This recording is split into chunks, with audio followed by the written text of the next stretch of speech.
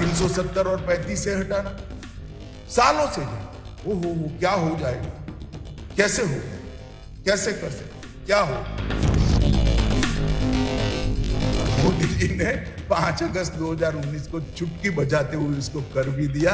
और जो लोग कहते थे कि खून की नदियां बहेगी, हम विदेश नीति को ही रक्षा नीति मानते थे। अगर रक्षा नीति थी भी तो भी विदेश नीति की परछाई में वो दब कर रह गई थी।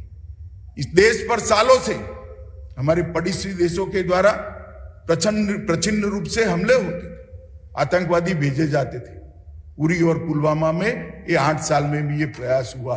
जब भारत ने सर्जिकल स्ट्राइक और एयर स्ट्राइक कर मुंह तोड़ जवाब घर में घुस कर दिया, तब समग्र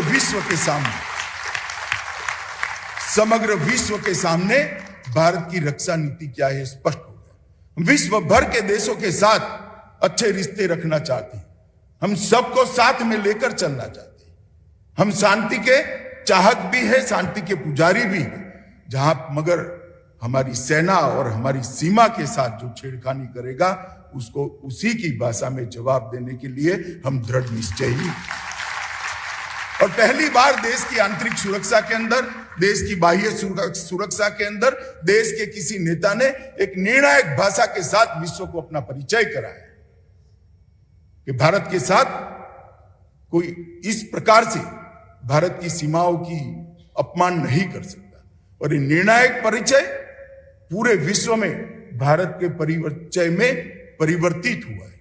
जब भी रक्षा के क्षेत्र की बात होती थी तब 2 ही देशों की बात होती थी, अमेरिका और इजराइल, जो अपनी सीमाओं की सुरक्षा के लिए हमेशा सचेत और चौकन्ने रहते हैं। आज वो 2 देशों की सूची में तीसरा नाम जुड़ गया है। हमारे महान भारत का नाम जुड़ने का काम नरेंद्र मोदी जी ने। पूर्वोत्तर के अंदर ढेर सारे हथियारी ग्रुप थे। ये 8 साल के अंदर 9000 हथियारी ग्रुप के एक्टिविस्टों ने हथियार डालकर मुख्य धारा में आए। ढेर सारे समझौते हुए, कार्बी आंगलोंग का समझौता हुआ, बोडोलैंड का समझौता हुआ, ब्रू समझौता हुआ, NLFT का समझौता हुआ। और आज स्थिति ऐसी हुई है कि अब सफा हटाने के लिए आंदोलन करने पड़ते थे और भारत सरकार के लोग बचाव की मुद्रा में जवाब देते थे, नहीं भाई ये जरूरी है, देश की सुरक्षा के लिए जरूरी है। वो ही उत्तर पूर्व के अंदर, वो ही नॉर्थ ईस्ट के अंदर आज शांति प्रस्तापित होने के कारण हमने बहुत बड़े हिस्से से, उत्तर पूर्व के 75% हिस्से से अब सपा को हटाने का काम हो। अब सपा को आइडियोलॉजी के आधार पर, ह्यूमन राइट के आधार पर हटाने वाले लोगों को ये जवाब है।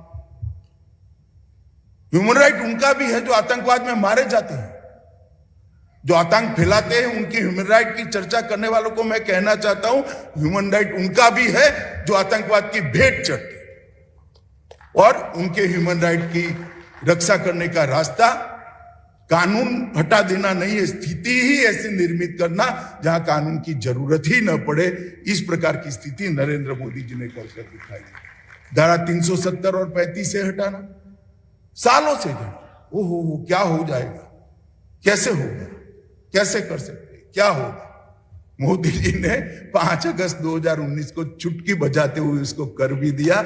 और जो लोग कहते थे कि खून की नदियां बहेगी, मैं गर्व के साथ उनको कहना चाहता हूं, मोदी जी की सरकार की नीतियों के कारण खून की नदियां छोड़ो, कंकर चलाने की भी किसी में हिम्मत